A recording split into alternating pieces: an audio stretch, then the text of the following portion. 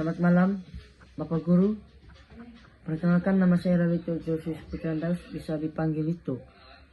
Jadi saya akan menjelaskan perkembangan bangsa Hindu-Buddha masuk ke Indonesia. Yang pertama itu ada 4 teori.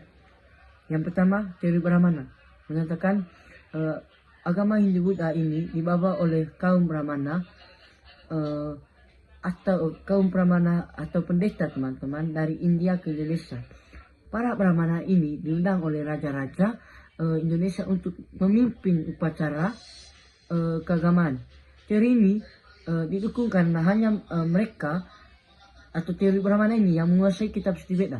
Yang kedua, teori kesatria menyatakan bahwa teori kesatria ini menyatakan di mana perkembangan bangsa Indonesia, bangsa Hindu-Buddha di Indonesia ini karena adanya kekalahan perang dalam kesatria India, prajurit atau pengawasan dalam India dari India ini, teman-teman, mengalami kekalahan. Lalu sebagian mereka masuk ke Indonesia, lalu menetap di Indonesia dan lalu mempunyai istri di Indonesia dan melakukan perkawinan di Indonesia. Lalu mereka mengajar agama Hindu-Buddha di Indonesia, teman-teman.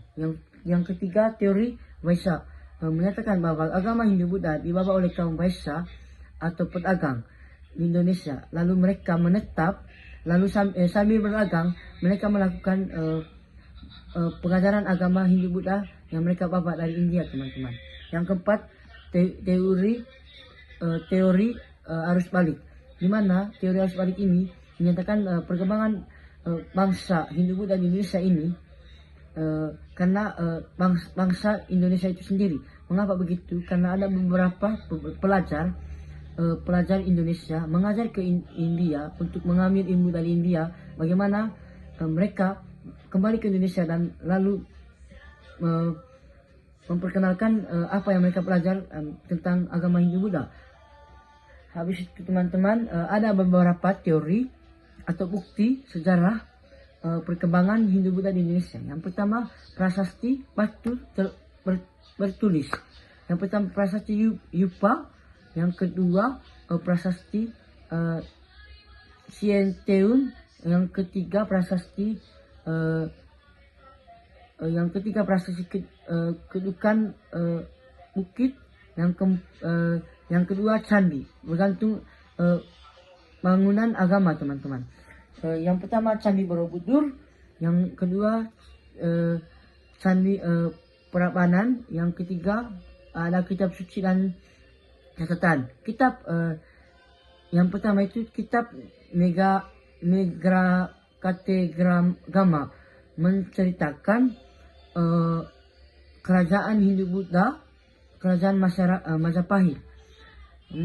Catatan pendekat dari Cina seperti Italin menyebut adanya kerajaan Hindu-Buddha di Sumatera. Habis itu arca atau patung. Patung dewa Hindu, Shiva, Vishnu atau Brahma. Yang kedua itu, teman-teman, patung Buddha, bukti agama Buddha berkembang.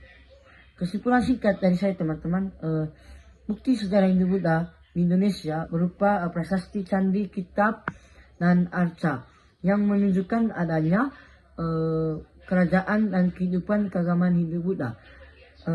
Teman-teman, kita sudah mengetahui beberapa teori. Mari kita pelajari teori dengan bijaksana dan tidak lupa dengan semua teori itu, supaya kita mengetahui dari mana asal-usul agama Hindu-Buddha masuk ke Indonesia. Sekian dari saya, terima kasih.